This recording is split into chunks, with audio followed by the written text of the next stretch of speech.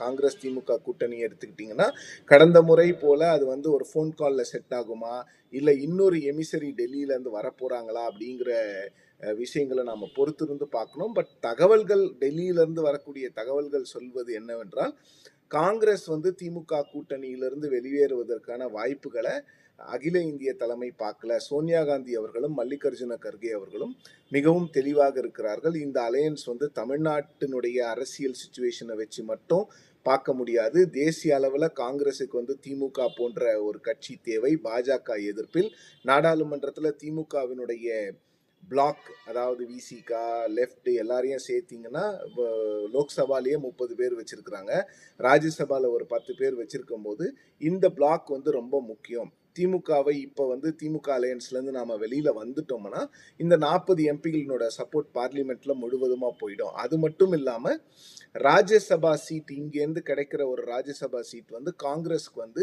ஒரு அடிஷ்னல் குஷனை வந்து அங்கே ராஜ்யசபாவில் கொடுக்கும், பாராளுமன்ற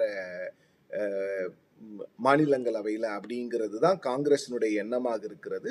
ஸோ இது வந்து உண்மையிலே காங்கிரஸ் வந்து ஒரு பிளாக்மெயில் தான் பண்ணுறாங்களா இல்லை வந்து அவங்க வந்து திமுக கூட்டணியிலிருந்து வெளியேறுவதற்கான அந்த ஃபர்ஸ்ட் ஸ்டெப்பை எடுக்கிறாங்களா அப்படிங்கிறது கொஞ்ச நாளில் தெரியும். இன்னொரு விஷயம், ஒரே ஒரு விஷயம், நீங்கள் இன்னொரு இது வர்றதுக்கு முன்னால் இன்னைக்கு வந்து ராஜ்யசபா சீட்ஸ்னுடைய நாமினேஷன் வந்து ஆரம்பிச்சிருக்குது.